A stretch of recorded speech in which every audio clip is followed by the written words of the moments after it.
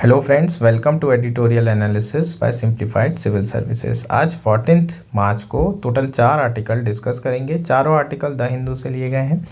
First article जो discuss किया जाएगा वो है हायर एंगेजमेंट बेटर लर्निंग। इस आर्टिकल में हम मीन्स का एक क्वेश्चन प्रिपेयर करेंगे।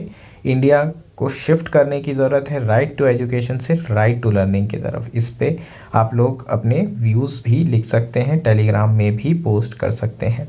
नेक्स्ट आर्टिकल जो डिस्कस किया जाएगा वो है Russia dominance in India's arm import declines. ये आर्टिकल में हम लोग सिपरी की जो रिपोर्ट आई है उसको डिस्कस करेंगे। बहुत इंपॉर्टेंट है प्रीलिम्स 2024 के लिए। डेटा बेस्ड आर्टिकल है, आपको पूछा जा सकता है। नेक्स्ट आर्टिकल जो डिस्कस किया जाएगा वो है ऑन जजेस and bureaucrats joining politics. Politics में ज्वाइन करने के लिए कुछ रिस्ट्रिक्शन है, क्या कॉन्स्टिट्यूशनल रिस्ट्रिक्शन है, ये सारी चीज़ों के बारे में डिस्कशन किया जाएगा। कूलिंग ऑफ पीरियड होना चाहिए नहीं होना चाहिए, इन सारी चीज़ों पे हम बात करेंगे। और हमारा जो लास्ट आर्टिकल है वो है how did India and up in Russia Ukraine war. Recently 2 Indian nationals ongoing war में, रशिया यूक्रेन की वॉर में उनकी डेथ हो गई है और उसी के कारण सोशल मीडिया में बहुत ज़्यादा चल रहा था, तो इसके बारे में भी चर्चा की जाएगी। अगर कंटेंट पसंद आ रहा है तो प्लीज़ लाइक करें, कमेंट करें, शेयर करें एंड सब्सक्राइब करें। अगर आपको इसकी पीडीएफ चाहिए तो आप लोग हमारा टेलीग्राम चैनल ज्वाइन कर सकते हैं, जिसकी लिंक आपको नीचे भी दी गई है। आप मोर में क्लिक करेंगे या फिर आप सिंप्लीफाइड सिविल सर्विस सर्च कर लीजिए, उसमें भी आपको हम लोग मिल जाएंगे। शुरू करते हैं हमारा एनालिसिस। फर्स्ट आर्टिकल है हायर एंगेजमेंट बेटर लर्निंग। ये आर्टिकल द हिंदू में आया है। GS2 मेंस के पर्सपेक्टिव से इम्पॉर्टेंट है, एसए के पर्सपेक्टिव से बहुत ज़्यादा इम्पॉर्टेंट है, बहुत ही ज़्यादा इम्पॉर्टेंट है। अगर आपको ऐसे लिखने बोला जाए और रिलेटेड टू एजुकेशन सिस्टम कोई ऐसे आता है तो आपको उसमें मैकेनिकल चीज़ें तो लिखनी ही हैं, जैसे कि पॉलिटिकल डायमेंशन हो गया, सोशल डायमेंशन हो गया, जो एजुकेशन सिस्टम है उसमें क्या फ्लॉज हैं रिलेटेड टू लर्निंग आउटकम, इसके आप डायमेंशन लिख सकते हैं। लेकिन ये ऐसे थोड़ा सा मैकेनिकल हो जाएगा। अगर आप अपने एक्सपीरियंसेस लिखेंगे कि आपको क्या क्या दिक्कत हुई है तो उस पर थोड़ा पर्सनल टच आएगा और जो पढ़ रहा होगा वो भी एंगेज करेगा, उससे भी थोड़ा रिलेटेबल लगेगा और आपको ज़्यादा मार्क्स मिल सकते हैं। तो ये जो आर्टिकल है ये आपके ऐसे के पर्सपेक्टिव से कहीं ज़्यादा इंपॉर्टेंट है रेदर GS2 का आंसर। GS2 के आंसर में हम वही चीज़ें लिख सकते हैं कि प्रॉपरली इंफ्रास्ट्रक्चर डेवलप नहीं है, अच्छे क्लासरूम नहीं है, इंटरेक्टिव क्लासेस नहीं हो रही हैं, ये सारी चीज़ें आप लिख सकते हैं, इंफ्रास्ट्रक्चर डेफिसिट वगैरह। लेकिन जब आप ऐसे लिखेंगे तो उसमें लर्निंग आउटकम से रिलेटेड चीज़ें जब भी लिखेंगे तो उसके जो रीजंस होंगे वो एकदम ऐसे लगने चाहिए कि उसमें आपने ये चीज़ें फील की है, आपके पर्सनल एक्सपीरियंसेस है।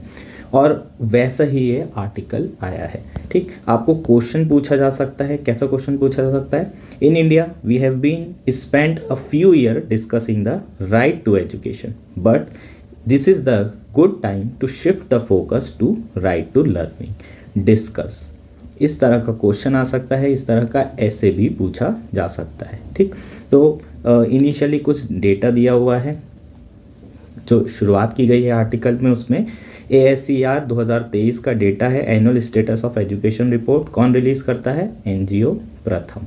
ठीक, इस पे हम कई बार डिस्कशन कर चुके हैं। इस डेटा के हिसाब से 86.8% इंडिविजुअल जो इस 14 से 18 के बीच के एज ग्रुप के हैं वो स्कूल एजुकेशन में एनरोल कर रहे हैं। 14 से 18 मतलब आप समझ सकते हैं कि जो 9 से 12th क्लास के बच्चे हैं उसमें हमारा जो एनरोलमेंट रेशियो है वो 86% तक पहुंच चुका है। मतलब 100 में से 86 ऐसे बच्चे हैं जो स्कूल में एडमिशन ले रहे हैं और higher education, higher secondary education में एजुकेशन ले रहे हैं। लेकिन अगर आप लर्निंग आउटकम की बात करेंगे तो इसमें 1/4 ऐसे स्टूडेंट होंगे जिनको क्लास 2 लेवल का टेक्स्ट भी जो है फ्लुएंटली रीड करते नहीं बन रहा है, even in their regional language. अगर हिंदी में है तो हिंदी नहीं पढ़ पा रहे हैं, मराठी है तो मराठी नहीं पढ़ पा रहे हैं, और इंग्लिश का तो इशू हम जानते ही हैं कि इंग्लिश में हमें हमेशा से इशू रहे हैं। तो ये जो है हमारे लर्निंग आउटकम NGO जो प्रथम है उसके डेटा के हिसाब से दिखा रहा है। तो कहीं ना कहीं हमें राइट टू लर्निंग पे फोकस करने की ज़रूरत है। सबसे पहले आर्टिकल में रीजंस की बात की गई है और उसके बाद उसका सॉल्यूशन दिया है। ठीक, तो सॉल्यूशन यहाँ पर क्लियर दिया है, हायर एंगेजमेंट बेटर लर्निंग। अब रीज़न की बात कर लेते हैं। सबसे पहला रीज़न क्या है? जो बच्चे हैं एनरोल तो हो चुके हैं, एनरोलमेंट बढ़ चुका है, 87% एनरोलमेंट है। प्राइमरी अगर आप स्कूल में देखेंगे तो ऑलमोस्ट 95 टू 99% एनरोलमेंट देखने के लिए मिल रहा है। लेकिन उसके बावजूद भी जो बच्चे पब्लिक स्कूल में अटेंडेंस देखेंगे उनकी, तो वो बहुत ज़्यादा लो है। ऐसा क्यों है? क्योंकि उन्हें ये लगता है कि स्कूल में जाकर भी वो कुछ सीख नहीं पा रहे हैं।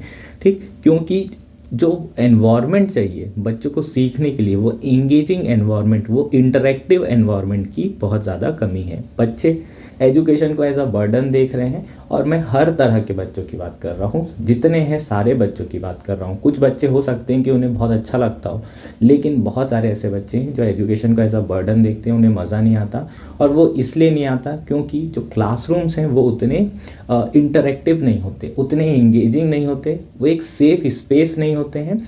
इसलिए जो है बच्चे अनेक अनेक रीज़न के कारण अटेंडेंस उनकी बहुत ज़्यादा लो होती है। अब इसके कारण अगर आप टीचर से पूछेंगे कि बताइए बच्चों के आउटकम्स, लर्निंग आउटकम्स इतने पुअर क्यों हैं, तो उनका हमेशा से ये आंसर रहता है कि जो बच्चे हैं वो अटेंडेंस उनकी बहुत लो है, वो स्कूल ही नहीं आते। जब तक वो स्कूल नहीं आएंगे वो सीखेंगे कैसे? और इसके कारण चूँकि बच्चे अटेंड नहीं करते हैं, तो टीचर्स का जो मोटिवेशन होता है वो भी कम हो जाता है।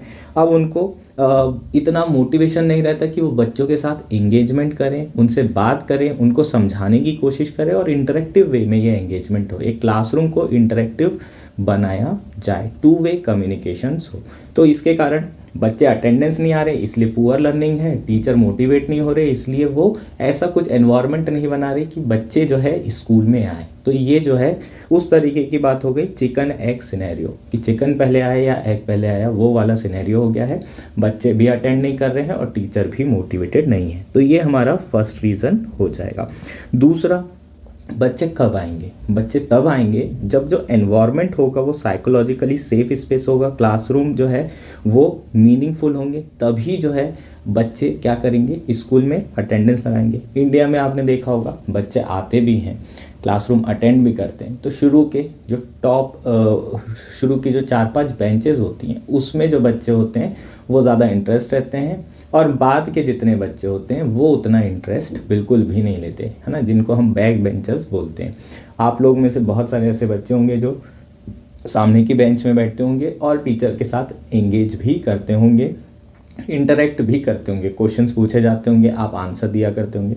लेकिन ऐसे कई बच्चे हैं जो पीछे बैठे रहते हैं और उनका सारा का सारा ध्यान जो है पढ़ाई के अलावा बाकी सारी चीज़ों में होता है। वो इसलिए क्योंकि इंटरेक्शन बिल्कुल भी नहीं होता, एंगेजमेंट बिल्कुल भी नहीं होता है टीचर के साथ। ठीक, टीचर्स अपना पढ़ाते हैं, ब्लैक बोर्ड में लिख देते हैं, बच्चे कॉपी कर लेते हैं, और सारे बच्चों ने कॉपी कर लिया, और उसके बाद फिर वहाँ उनका जो है वो चैप्टर ख़त्म हो जाता है। किसने कितना सीखा इस पे हम कभी फोकस करते ही नहीं। क्वेश्चन पूछते हैं टीचर, 2-3 लोगों से क्वेश्चन पूछते हैं, टीचर्स को पता होता है किसको आंसर पता है किसको नहीं पता है। जनरली हमारे साथ भी ऐसे ही होता था, अगर हमें नहीं पता है तो हम अपना मुंह नीचे करके बैठ जाते थे, है ना, और आंख से आंख नहीं मिलाते थे। जैसे ही जो बच्चे कॉन्फिडेंट होते हैं वो आंख से, टीचर को पता होता है, वो 1-2 बच्चों से पूछ लेते हैं जिनको नहीं पता है, और फिर जैसे ही उनको लगता है कि अरे उनके टीचिंग स्टाइल पे सवाल उठ रहा है, बच्चों को समझ में नहीं आ रहा है, तो वो कुछ ब्राइट स्टूडेंट से उसका आंसर पूछ लेते हैं और आगे बढ़ जाते हैं कि देखो हमने तो सही पढ़ाया है, कुछ बच्चों को आ रहा है, ये बच्चों को नहीं आ रहा क्योंकि ये लोग खुद नहीं पढ़ते और इस पे बच्चों की गलती है। ये वाली चीज़ें हमें बहुत ज़्यादा देखने को मिलते हैं अपने एजुकेशन सिस्टम में। टीचर इस तरीके से बिहेव करते हैं, वो उनके ईगो बूस्ट करने के लिए भी कर सकते हैं, सेल्फ स्टीम बढ़ाने के लिए भी कर सकते हैं, उसके अलग रीज़न हो सकते हैं, पर इस तरह के सिनेरियो हमें देखने को बहुत ज़्यादा मिलते हैं। कई बार क्लास में जो है बोर्ड में लिख दिया जाता है, बच्चे कॉपी करते हैं और टीचर्स अपने दूसरे काम करने के लिए निकल जाते हैं। बच्चों से आके पूछो तो बच्चे बोलते हैं आपको समझ में आ गया, तो बच्चे एक आवाज़ में बोलेंगे यस सर समझ में आ गया, लेकिन ना ही उनका कॉग्निटिवली और इमोशनली एंगेजमेंट होता है किसी तरह का, ना ही उन्हें चीज़ें बेहतर तरीके से समझ आ जाती है। वो सिर्फ हाँ में हाँ मिला देते हैं। कुछ 4-5 बच्चे जिन्हें समझ में आया है उनके साथ में वो यूनिसन वॉइस के साथ हाँ बोल देते हैं, लेकिन क्या उन्हें चीज़ें समझ में आ रही है? क्या टीचर इन बाकी बच्चों पे फोकस कर रहा है? क्या उनके लर्निंग आउटकम पे ध्यान दिया जा रहा है? क्या क्लासेस को इंटरेक्टिव बनाने पे फोकस किया जा रहा है? ये सारी चीज़ें जो है नहीं होती हैं इंडिया के जो एजुकेशन सिस्टम है उसमें। साथ ही में एक जो सबसे बड़ा इशू है अपने इंडिया में वो है long tradition of rote learning. हमारे यहाँ बच्चे रट्टा मार मार के पास हो जाते हैं, एक क्लास से दूसरी क्लास निकल जाते हैं, लेकिन उनकी लेवल ऑफ अंडरस्टैंडिंग वो डेवलप हो ही नहीं पाती है, उन्हें चीज़ें क्लैरिटी ही नहीं मिल पाती है, समझ नहीं पाते हैं और बस याद करते हैं, परीक्षा देते हैं, पास करते हैं और फिर नेक्स्ट क्लास पहुंच जाते हैं। उसके कारण जो डेवलपमेंट होना चाहिए मेंटली वो बच्चों का नहीं हो पाता है और इसलिए हमारे जो लर्निंग आउटकम है बहुत ज़्यादा पुअर होते हैं।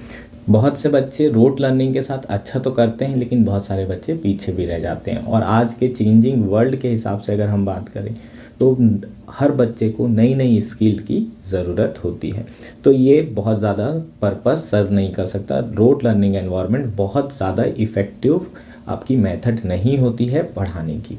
अब सॉल्यूशन क्या हो सकता है, इसे समझ लेते हैं। सॉल्यूशन तो बेस्ट यही होगा कि जो कम्युनिकेशन हो वो 1 वे से 2 वे हो जाए, जो स्टडी है वो इंटरेक्टिव हो जाए, जो आपके क्लासरूम्स हैं वो एक इस तरीके से डेवलप किए जाएं कि बच्चे एंजॉय कर सकें, बच्चे पढ़ाई को एज अ बर्डन ना लें।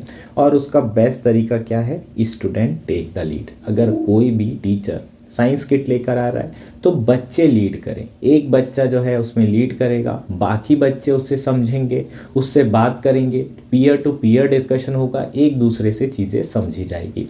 जब स्टूडेंट लीड करते हैं तब जो है उनकी अंडरस्टैंडिंग लेवल बहुत ज़्यादा होती है, उन्हें कोई फियर नहीं होता है अपने दोस्तों से पूछने में, उन्हें एक जो गैप होता है टीचर और स्टूडेंट का वो नहीं होता है, तो उनकी अंडरस्टैंडिंग और बेहतर हो सकती है। हमारे यहाँ ऐसा नहीं है कि टीचर ट्राई नहीं करते हैं, टीचर करते हैं, लेकिन वो स्टूडेंट को उतना लीड करने नहीं देते। स्टूडेंट ऑटोनॉमी की अगर हम बात करें तो स्टूडेंट ऑटोनॉमी इंडिया में क्लासरूम में बहुत ज़्यादा हमें कम देखने को मिलती है। तो अगर यहाँ पर हम स्टूडेंट की ऑटोनॉमी बढ़ाते हैं तो बहुत ज़्यादा चांसेस हैं कि जो क्लासरूम है उसे इंटरेक्टिव बनाया जाए, एंगेजिंग बनाया जा सकता है। नेक्स्ट क्या है, नेक्स्ट है कि टीचर का रोल यहाँ पर भी बहुत इंपॉर्टेंट है। ऐसा नहीं है कि टीचर जो है जस्ट साइड में बैठ करके या फिर क्लासरूम छोड़ करके बच्चों को दे दे प्रोजेक्ट करो आप, ऐसा नहीं। टीचर का रोल यहाँ पर भी उतना ही इम्पॉर्टेंट है, उसका पार्टिसिपेशन यहाँ पर भी उतना ही इम्पॉर्टेंट है, क्योंकि जो टीचर होगा वो सारे बच्चों को अपॉर्चुनिटी इक्वली प्रोवाइड कर सकता है और कोशिश कर सकता है कि gender, caste, religion, special need और डिसेबिलिटी के वजह से कोई भी बच्चा पीछे ना रहे। सिर्फ टॉपर्स ही क्यों, सारे बच्चों को इक्वली जो है इंटरेक्ट करने का मौका मिलना चाहिए। तो अंपायर की भूमिका यहाँ पर टीचर निभा सकता है, एक लेवल प्लेइंग फील्ड बना सकता है सारे बच्चों के लिए, जो बहुत अच्छा कर रहे हैं वो भी और जो पीछे हैं वो भी। उनको सपोर्ट करने की बहुत ज़रूरत है, उन्हें वो कॉन्फिडेंस देने की ज़रूरत है। अगर बच्चों को शुरुआत से ये कॉन्फिडेंस दिया जाए तो बच्चे बहुत ज़्यादा बेहतर कर सकते हैं। अगर टीचर ये कॉन्फिडेंस देने में सक्सेसफुल होते हैं तो इससे बेस्ट कुछ हो ही नहीं सकता इनके लर्निंग आउटकम्स के लिए। तो ये सारी चीज़ें तो सब लोग जानते हैं, क्यों इतना डिफ़िकल्ट है, क्या मतलब इतनी सिंपल सी चीज़ें इम्प्लीमेंट करना आसान क्यों नहीं है। सबसे पहला इशू जो हमारे एजुकेशन सिस्टम में है वो है इनएडिक्वेट टीचर अलोकेशन। अगर आप बात करें पब्लिक स्कूल, रूरल एरियाज में जाएँ या डीपीएस और ये बड़े स्कूल की बात हम छोड़ देते हैं, रूरल एरिया में संविदा जो कॉन्ट्रैक्ट बेसिस के जो टीचर होते हैं, एक स्कूल में 2 या 3 टीचर होते हैं और 60-60, 80-80 बच्चे वहाँ पर स्कूल में बच्चे जो है आते हैं, अटेंड करते हैं। एक साथ शुरू की पहली, दूसरी, तीसरी, चौथी, पाँचवीं सारी क्लास को एक साथ बैठा दिया जाता है क्योंकि टीचर्स ही नहीं है। अब आप बताइए, एक टीचर पूरा एडमिनिस्ट्रेटिव वर्क कर रहा है, एक टीचर सारे बच्चों को एंगेज कर रहा है, तो पॉसिबल है क्या कि लर्निंग आउटकम बेहतर हो। इवन इतने सारे बच्चे हो जाएंगे तो टीचर्स जो है बच्चों के नाम तक याद नहीं रखेंगे, एंगेजमेंट क्या पॉसिबल है? बिल्कुल पॉसिबल नहीं है। तो एक टीचर एलोकेशन जो है बहुत इनएडिक्वेट है, पुअर सिस्टमिक गवर्नेंस है और टीचिंग प्रैक्टिस अभी भी आउटडेटेड चल रही है। वही तरीका है, क्लासरूम में आओ, क्लास बोर्ड में लिखो, बच्चों को थोड़ा बहुत बताया, समझाया, जिसको समझ में आया ठीक, सब लोग ने क्लास नोट्स लिख लिए, घर चले गए, चैप्टर ख़त्म, एक टेस्ट हो गया। टेस्ट में कुछ बच्चे के अच्छे आए, कुछ बच्चे के नहीं आए। जिनके अच्छे नहीं आए उनके लिए क्या किया जा रहा है? कुछ भी नहीं किया जा रहा है और उनका कॉन्फिडेंस और गिरता चला जा रहा है। तो ये जो प्रैक्टिसेस है आउटडेटेड, इसको हमें इससे हमें डू अवे करने की ज़रूरत है। इसके अलावा टीचर का सपोर्ट अगर मिल जाए बच्चों को, तो मैंने अभी बात की कि कॉन्फिडेंस बहुत ज़्यादा बढ़ सकता है। वो टीचर का सपोर्ट बच्चों को प्राप्त नहीं हो पाता है और इसलिए इसे एकदम लार्ज लेवल पर इम्प्लीमेंट करना इस पॉसिबल नहीं हो पा रहा है। अगला जो इशू है वो है वन वे कम्युनिकेशन, है ना। जो वन वे कम्युनिकेशन है वो तो है प्रॉब्लम, है ना। टू वे कम्युनिकेशन की हम बात कर रहे हैं और सारा मैंने जो भी बताया आपको अभी वन वे कम्युनिकेशन का ही बताया है। कुछ टीचर में पैशन भी होता है और वो डेडिकेशन के साथ पढ़ाना भी चाहते हैं, लेकिन उसके बावजूद भी ज़रूरी नहीं है कि बच्चे अच्छे से सीख रहे हों। क्यों? क्योंकि जो टीचर्स होते हैं उनका एजुकेशन अगर हम देखें तो उनके एजुकेशन में भी वन वे कम्युनिकेशन नहीं होता है। उन्हें बस सेमिनार के थ्रू उनकी टीचिंग कर दी जाती है, उनको भी वो इंटरेक्टिव एनवायरनमेंट प्रोवाइड नहीं किया जाता, उनके साथ भी एंगेजमेंट नहीं की जाती, उन्हें एज अ लर्नर नहीं समझा जाता, एज अ बच्चा नहीं समझा जाता, और इसलिए वो चीज़ वो डेवलप ही नहीं कर पाते कि बच्चा क्या फेस कर रहा होगा, उसको कितना समझ में आ रहा है।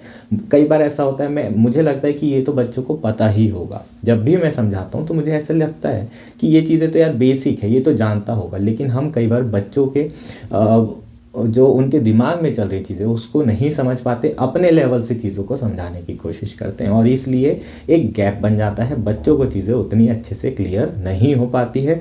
Despite having passion and dedication, है ना, पूरी डेडिकेशन से कोशिश करता हूँ आपको समझाने की, इसके बावजूद भी हो सकता है आपको कुछ चीज़ें क्लियर ना हो। तो ये एक बहुत बड़ा इशू है। अगर हम टीचर का जो एजुकेशन है उसको भी इंटरेक्टिव बनाएं, टू वे कम्युनिकेशन कर दें, तो फिर हो सकता है कि टीचर में ये सारी चीज़ें डेवलप हो पाए। तो बेस्ट क्या है आउटकम बढ़ाने के लिए? बेस्ट चीज़ तो यही है कि जो स्टूडेंट एंगेजमेंट है उसको बेहतर बनाया जाए। इसके अलावा जो स्ट्रक्चर्ड लेसन है, high quality teacher student relationship है, स्टूडेंट ऑटोनॉमी है, ये सारी चीज़ें आउटकम्स इंक्रीज़ करने में, जो लर्निंग आउटकम है उसे बढ़ाने में हेल्प कर सकती है। तो अगर ये सारी चीज़ें हम इम्प्लीमेंट करते हैं, छोटे छोटे चेंजेस हैं, इससे बहुत ज़्यादा फ़र्क पड़ेगा हमारे बच्चों के लर्निंग आउटकम्स में। ये बेसिकली पूरा आर्टिकल था। होपफुली ये आर्टिकल आपको क्लियर हो गया होगा। और आखिरी की लाइन तो मैंने आपको पहले ही बता दिया कि राइट टू एजुकेशन पे बहुत फोकस कर लिया, अब समय आ गया है राइट टू लर्निंग पे फोकस करने का। ये हमारा आर्टिकल था। होपफुली आर्टिकल क्लियर है। नेक्स्ट आर्टिकल है Russia dominance in India arm imports decline. ये आर्टिकल द हिंदू में आया है। यूपीएससी प्रीलिम्स 2024 के पर्सपेक्टिव से बहुत ज़्यादा इम्पॉर्टेंट है। आपको डेटा बेस्ड क्वेश्चन पूछे जाते हैं, और ये जो आर्टिकल है ये पूरा का पूरा डेटा बेस्ड आर्टिकल है। डेटा पढ़ेंगे, क्या है आर्टिकल समझते हैं। रिसेंटली सिप्री की एक रिपोर्ट आई है जो कि एक स्वीडिश थिंक टैंक है। सिप्री का फुल फॉर्म क्या है? Stockholm International Peace Research Institute. तो सिप्री की जो रिपोर्ट है उसके बारे में आ सकता है, सिप्री के बारे में भी आपको पूछा जा सकता है। जैसे कि एमनेस्टी इंटरनेशनल के बारे में आपको पूछा गया था जो कि एक इंटरनेशनल एनजीओ है, उसी तरीके से सिप्री के बारे में भी आ सकता है ना। तो ये एक स्वीडिश थिंक टैंक है, ये आपको ध्यान रखना है। उनकी अभी रिसेंटली रिपोर्ट आई है, उसमें ये कहा गया है कि इंडिया की जो इम्पोर्ट डिपेंडेंस थी आम को लेकर के वो रशिया से कम हो गई है, और इंडिया ने जो आम इम्पोर्ट है उसको डाइवर्सिफाई कर लिया है। ठीक, स्टिल अगर हम बात करें तो लार्जेस्ट शेयर ऑफ इंडिया आम इम्पोर्ट कहाँ से आ रहा है? रशिया से ही आ रहा है, लेकिन जो डिपेंडेंसी थी उसमें डिक्लाइन हमें देखने को मिल रहा है। डेटा के हिसाब से 2009 से 13 पीरियड के बीच में इंडिया जो है 76% ऑफ आम जो है कहाँ से इंपोर्ट कर रहा था? रशिया से। 2019 और 23 पीरियड की बात करें तो जो रशिया का शेयर है वो रिड्यूस्ड हो चुका है 76% से 36% पर। इसका मतलब पहले डिपेंडेंसी बहुत ज़्यादा थी, अब डिपेंडेंसी कम हो चुकी है। स्टिल इंडिया के जो 1/3 आम इंपोर्ट कर रहे हैं हम टोटल इंपोर्ट में, वो रशिया से ही आ रहा है, और ये हाईएस्ट है ना। टोटल अगर देखें तो ये स्टिल हाईएस्ट है। जो फ्रांस का शेयर है ना, अगर रशिया से डिपेंडेंसी कम हुई तो किसी और के साथ जो है हमने इंपोर्ट किसी और कंट्री से बढ़ाया होगा, वो है फ्रांस के साथ। फ्रांस के साथ जो शेयर था 2009 से 13 पीरियड में वो केवल 0.9% था। 2019 से 23 पीरियड की बात करें तो 33% हो चुका है ना। तो ऑलमोस्ट 1/3 की बात करें तो 1/3 से ज़्यादा रशिया है, सेकेंड नंबर पे हमारा फ्रांस आ जाएगा। ठीक, तो 1/3 मतलब ऑलमोस्ट 68-69%, 70% आप इंपोर्ट इन्हीं दो कंट्री से कर रहे हैं। यूएस के साथ बात करें तो यूएस के साथ शेयर भी बड़ा है, लेकिन बहुत ज़्यादा राइज नहीं हुआ है। 8% था 2009 से 13 के बीच में, और 13% वो पहुंच गया है 19 से 23 के बीच में। तो ये कुछ इंडिया के आम इंपोर्ट का रिलेटेड डेटा हो गया। ठीक, इसके अलावा अगर हम बात करें तो स्टिल जो है इंडिया 2019 और 23 के बीच में सबसे ज़्यादा इंपोर्ट करने वाली कंट्री बन चुका है। इसके पहले वाले डेटा के हिसाब से बात करेंगे तो इंडिया जो है सेकंड नंबर पे था, सऊदी अरेबिया टॉप पे था जो कि दुनिया से सबसे ज़्यादा जो है इंपोर्ट कर रहा था। अब जो है इंडिया वर्ल्ड का बिगेस्ट आर्म इंपोर्टर बन चुका है, टॉप पर आ चुका है। ये काफ़ी इंपॉर्टेंट पॉइंट है, इसको आपको याद रखना है। इसमें नहीं तो यूपीपीसीएस में, एमपीपीएससी में, इस तरह की जो भी एग्ज़ाम्स आएंगी उसमें आपको ये पूछा जा सकता है। इंडिया नंबर 1 इंपोर्टर बन चुका है आर्म्स का पूरे वर्ल्ड में। ठीक, इंडिया जो चीज़ इंपोर्ट करता है वो मेनली मिसाइल्स है ना। हमारा जो मेन आइटम हम इंपोर्ट कर रहे हैं वो मिसाइल इंपोर्ट करते हैं और उससे रिलेटेड जो कंपोनेंट्स हैं उसको इंडिया इंपोर्ट करता है। तो ये पॉइंट भी आपके लिए इम्पॉर्टेंट है। रशिया की अगर बात करें तो रशिया का शेयर एक्सपोर्ट में बहुत ज़्यादा कम हुआ है। ऐसा नहीं कि सिर्फ इंडिया ने अपनी डिपेंडेंसी जो है कम की है, बाकी भी जगह पर अगर देखें तो रशिया का जो वर्ल्ड आर्म एक्सपोर्ट है ओवरऑल परसेंटेज में वो कम हुआ है। ठीक, ये हमारा आर्टिकल था। होपफुली ये सारा आर्टिकल आपको क्लियर हो गया होगा, ये सारा डेटा आपको समझ में आ गया होगा। नेक्स्ट आर्टिकल है ऑन जजेस एंड ब्यूरोक्रेट्स ज्वाइनिंग पॉलिटिक्स। ये आर्टिकल द हिंदू में आया है। GS2 मेंस के पर्सपेक्टिव से बहुत इंपॉर्टेंट है, प्रीलिम्स 2024 के पर्सपेक्टिव से भी बहुत इंपॉर्टेंट है। चुनावी माहौल चल रहा है, गर्मा गर्मी चल रही है और इस समय बहुत सारे ऐसे ब्यूरोक्रेट्स हमें देखने को मिलते हैं जो कि अपना जो पद है उसको छोड़ करके राजनीति में आ रहे हैं और चुनाव लड़ रहे हैं। 2024 का लोकसभा इलेक्शन सर पर है और ये उठापटक गर्मा गर्मी देखने को मिल रही है और उसी के ऊपर यह आर्टिकल आया है। रिसेंटली कलकत्ता हाई कोर्ट के जज और सीनियर IPS ऑफिसर ने रिज़ाइन कर दिया है और एक पॉलिटिकल पार्टी को ज्वाइन किया है। यहाँ पर क्लियरली दिख रहा है कौन सी पॉलिटिकल पार्टी, बीजेपी को उन्होंने ज्वाइन किया है। तो क्या कॉन्स्टिट्यूशन में रिस्ट्रिक्शंस हैं, क्या कॉन्स्टिट्यूशन में प्रोविज़न है, क्या लीगल प्रोविजंस हैं, कोई रिस्ट्रिक्शन है पॉलिटिक्स ज्वाइन करने की जो कॉन्स्टिट्यूशनल डिग्नेटरी है उनके लिए, या फिर ऐसे कोई प्रोविज़न नहीं है, इसके बारे में बात करेंगे और इसके क्या इम्पैक्ट पड़ सकते हैं हमारी एज अ डेमोक्रेसी की अगर हम बात करें तो। सबसे पहले कॉन्स्टिट्यूशनल रिस्ट्रिक्शन की बात करेंगे।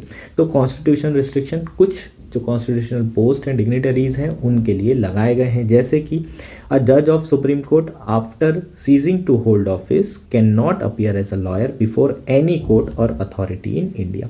जो सुप्रीम कोर्ट जज होंगे, एक बार उनका रिटायरमेंट हो गया या उन्होंने जॉब छोड़ दी तो वो किसी भी कोर्ट में इंडिया के एज अ लॉयर रिप्रेजेंट नहीं हो सकते हैं, एज अ लॉयर केस जो है नहीं लड़ सकते हैं। पहला रिस्ट्रिक्शन किसके साथ है, सुप्रीम कोर्ट जज के साथ। सिमिलर रिस्ट्रिक्शन हाई कोर्ट जज के साथ भी है, एक्सेप्ट वो सुप्रीम कोर्ट में एज अ लॉयर या फिर अदर हाई कोर्ट में एज अ लॉयर अपीयर हो सकते हैं। कैग और member of public service commission के साथ क्या रिस्ट्रिक्शन है, वो किसी भी तरह का, एक बार उन्होंने अपना पद डिमिट कर दिया, छोड़ दिया, उसके बाद वो किसी भी तरह का एम्प्लॉयमेंट सेंट्रल गवर्नमेंट और स्टेट गवर्नमेंट के अंदर नहीं ले सकते। हालांकि विनोद राय की अगर हम बात करें तो वो कैग में थे, उसके बाद सरकार ने उन्हें जो है सेंट्रल एम्प्लॉयमेंट दिया था और इस पे पिटीशन भी दायर की गई थी सुप्रीम कोर्ट पे। अभी तक कि उसमें कुछ क्लैरिटी नहीं आई है। ठीक, लेकिन इस तरह के रिस्ट्रिक्शन हमें कहाँ पर देखने मिल रहे हैं, कॉन्स्टिट्यूशन में देखने को मिल रहे हैं। मेन पर्पस क्या है, मेन पर्पस ये है कि जब वो अपनी कॉन्स्टिट्यूशनल ड्यूटी निभा रहे हैं तो किसी भी पोस्ट रिटायरमेंट बेनिफिट के हिसाब से वो किसी पर्टिकुलर गवर्नमेंट को या पर्टिकुलर आइडियोलॉजी को सपोर्ट ना करते हुए, न्यूट्रलिटी मेंटेन करते हुए अपने काम को इम्पार्शियल तरीके से करते रहें, इसलिए ये सारे रिस्ट्रिक्शंस उनके ऊपर लगाए गए हैं। What about the political post. अब क्वेश्चन ये है कि जनरल तो ठीक है ना, जो हमने रिस्ट्रिक्शन देख ली, कॉन्स्टिट्यूशन प्रोविजन है, लेकिन क्या पॉलिटिकल पार्टीज़ को ज्वाइन करने के लिए कोई रिस्ट्रिक्शन है, तो इसमें आंसर है नो। किसी भी तरह का रिस्ट्रिक्शन नहीं है, कभी भी आप जो है अपने पद से रिज़ाइन कर सकते हैं और पॉलिटिकल पार्टी को ज्वाइन कर सकते हैं, चुनाव लड़ सकते हैं और नॉमिनेट भी हो सकते हैं। जैसे कि राज्यसभा का सदस्य बनना है, जैसे कि रंजन गोगोई जी थे, है ना, सुप्रीम कोर्ट के चीफ जस्टिस ऑफ इंडिया थे, उसके बाद उन्हें नॉमिनेट किया गया 2-3 साल पहले as a nominated member as in Rajya Sabha, as a MP उन्हें नॉमिनेट किया गया। तो ऐसे बहुत सारे इंस्टेंसेस हैं, है ना। अगर आप देखेंगे इंडिपेंडेंस के बाद से तो 1967 और 83 में सुप्रीम कोर्ट के जजेस ने अपना पद को छोड़ा और पॉलिटिकल पार्टी ज्वाइन की।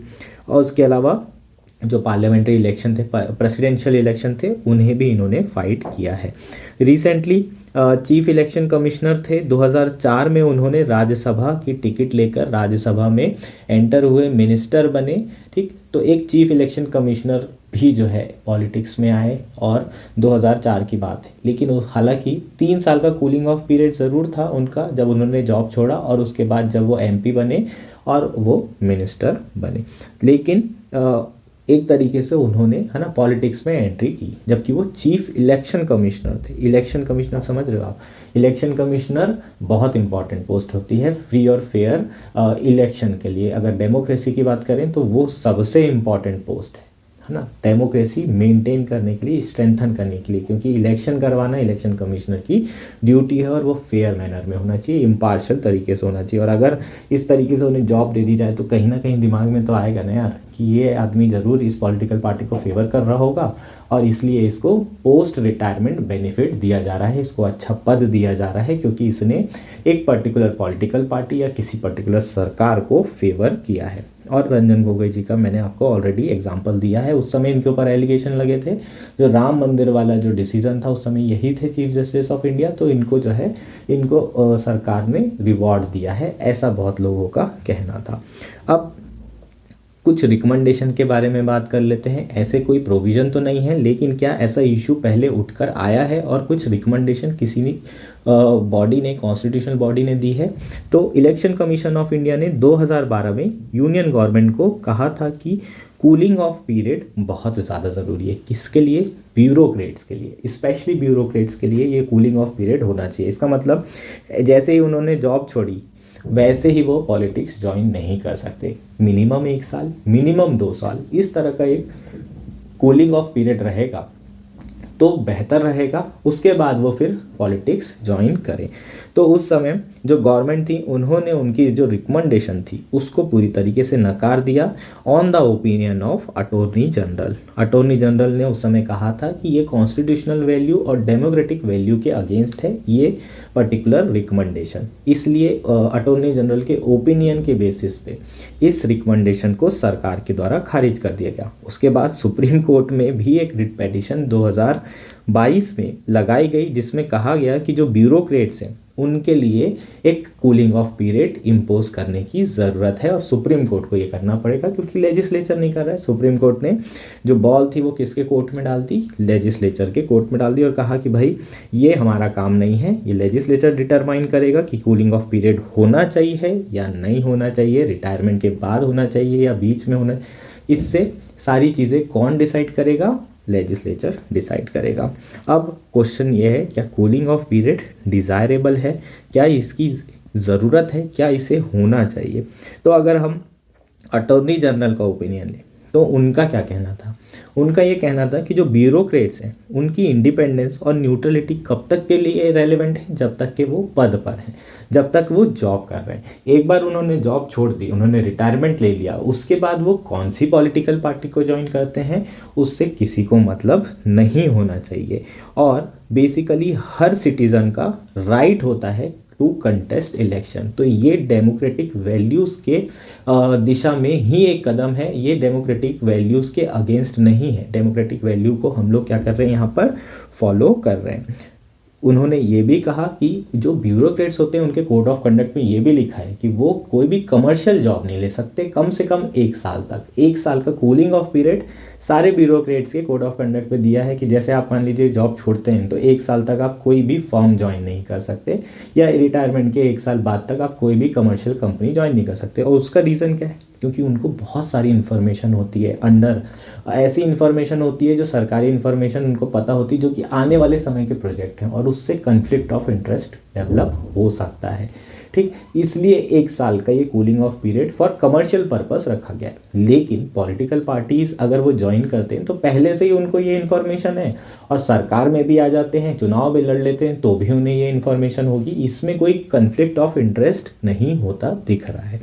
लेकिन जो आर्टिकल है उसका क्या कहना है? आर्टिकल वाले जो राइटर हैं उनका ये कहना है कि ये एकदम सही बात कही इन्होंने, एक लीगल साउंड जो है इनका रीज़न देखने को मिल रहा है। जो अटॉर्नी जनरल ने कहा बिल्कुल एक लीगल साउंड रीज़न है, बिल्कुल है। लेकिन एक जो है जुडिशियल कोर्ट है, justice should not be done but should also seen be done. मतलब जस्टिस सिर्फ होना ही नहीं चाहिए, जस्टिस दिखना भी चाहिए होते हुए कि ये फेयर है। कोई चीज़ फेयरली होनी ही नहीं चाहिए, it seems to be fair, it looks to be fair, दिखना चाहिए कि ये फेयर हो रही है। क्योंकि अगर मान लीजिए ब्यूरोक्रेट्स कोई पॉलिटिकल पार्टी ज्वाइन करता है तो उनके ऊपर कोई ना कोई एलिगेशन लगाना आसान हो जाता है कि इस पर्टिकुलर ब्यूरोक्रेट ने सरकार को फेवर किया होगा, तभी जो है इसको पोस्ट रिटायरमेंट या फिर सरकार जो है इसे चुनाव लड़वा रही है और इसे जितवा रही है। तो कहीं ना कहीं एक तरीके से कुछ ना कुछ ट्रांजेक्शन हमें यहाँ पर फील होता हुआ नज़र आ रहा है। भले ही यहाँ पर सब कुछ फेयर हो, लेकिन यहाँ फेयरनेस दिख नहीं रही है। और अगर कूलिंग ऑफ पीरियड हो जाता है तो उसमें वो फेयरनेस वाले क्राइटेरिया फुलफिल हो जाएगा, जो दिखता हुआ लगेगा, है ना। यहाँ पर हमें सीम्स टू बी फेयर लगेंगे, हमें यहाँ जस्टिस होती हुई भी दिखाई देगी, सिर्फ होगी ही नहीं। तो ये जो है पर्टिकुलर हमारे राइटर का आर्गुमेंट है और इसलिए कूलिंग ऑफ पीरियड डिज़ायरेबल है। कूलिंग ऑफ पीरियड होना चाहिए टॉप ब्यूरोक्रेट्स के लिए और सुप्रीम कोर्ट जजेस के लिए और हाई कोर्ट जजेस के लिए और जितने भी कॉन्स्टिट्यूशनल डिग्निटरी है, ओवरऑल सभी के लिए ये एप्लीकेबल होना चाहिए। होपफुली ये आर्टिकल आपको पूरी तरीके से समझ में आ गया होगा। कम से कम 2 साल के कूलिंग ऑफ पीरियड की यहाँ पर बात की जा रही है। ठीक, हमारा लास्ट आर्टिकल है how did Indians and up in Russia Ukraine war. यह आर्टिकल द हिंदू में आया है और रिसेंटली आपने सोशल मीडिया में देखा होगा कुछ इंडियंस की न्यूज़ आ रही है कि वो रशिया की तरफ से वॉर लड़ रहे हैं। एज एन इंडियन यहाँ से सिक्योरिटी हेल्पर की तरह गए थे और वहाँ पर उनको जो है बंदूकें थमा दी गई है और रशिया के लिए वो जंग लड़ रहे हैं अगेंस्ट द यूक्रेन। तो क्या हुआ है रिसेंटली न्यूज़, उसको समझते हैं। 2 इंडियन नेशनल्स की अभी डेथ हुई है in the ongoing Russia Ukraine war. और रिसेंटली सीबीआई ने कुछ रेड डाली है to uncover the human trafficking network recruiting Indian as a security helpers. ऐसे कई सारे ट्रैफिकिंग नेटवर्क जो है काम कर रहे हैं जो कि इंडियंस को रिक्रूट कर रहे हैं as a security helpers and other personnel for Russian military. ठीक, तो यहाँ पर क्या कर रहे हैं जो ट्रैफिकर्स हैं, इन लोग बहुत सारे लोगों को प्रलोभन दे रहे हैं कि भाई आपको 1,50,000 रुपये सैलरी देंगे, 50,00,000 रुपये आपको बोनस मिलेगा हर महीने का, आप लोग वहाँ पर जाके काम करिए, सिक्योरिटी हेल्पर का काम करना है आपको, जंग तो लड़नी नहीं है। और इस तरीके से लोगों को प्रलोभन देके यहाँ से वीज़ा दे करके इंडिया से रशिया भेजा जा रहा है। बहुत सारे ऐसे लेबर हैं जो वहाँ भेजे गए, बहुत सारे ऐसे यंग लोग हैं जो वहाँ पर भेजे गए और वहाँ पर उनको 2 महीने की ट्रेनिंग दी गई, प्रॉपरली बंदूक चलाने इन सब की ट्रेनिंग देकर उन्हें जंग में खड़ा कर दिया गया। और अभी रिसेंटली न्यूज़ आई है कि 2 ऐसे इंडियंस हैं जिनकी डेथ हो गई है। जब ये न्यूज़ आई उसके बाद जो है सोशल मीडिया पे ये सारी चीज़ें चल रही है। द हिंदू ने भी इसकी काफ़ी रिपोर्टिंग की थी, पहले भी इस इशू को हाईलाइट किया था, लेकिन सरकार ने उतना उस समय ध्यान नहीं दिया। अभी जब सोशल मीडिया में न्यूज़ चली, सीबीआई ने खूब सारी रेड मारना शुरू किया, जितने भी ह्यूमन ट्रैफिकिंग ये रैकेट चला रहे हैं उनको पकड़ा जा रहा है। और सीबीआई का कहना है कि जो यूथ हैं उनको सोशल मीडिया के थ्रू पैसे देने का वादे के थ्रू, है ना, लुभाते हुए उनको रशिया भेजा जा रहा है। सरकार जो है लगातार रशिया गवर्नमेंट के कांटेक्ट में है और ऐसे इंडियंस जिनको इस तरीके से भेजा गया है पैसे का प्रलोभन दे करके, उनको वापस लाने की प्रोसेस में लगी हुई है।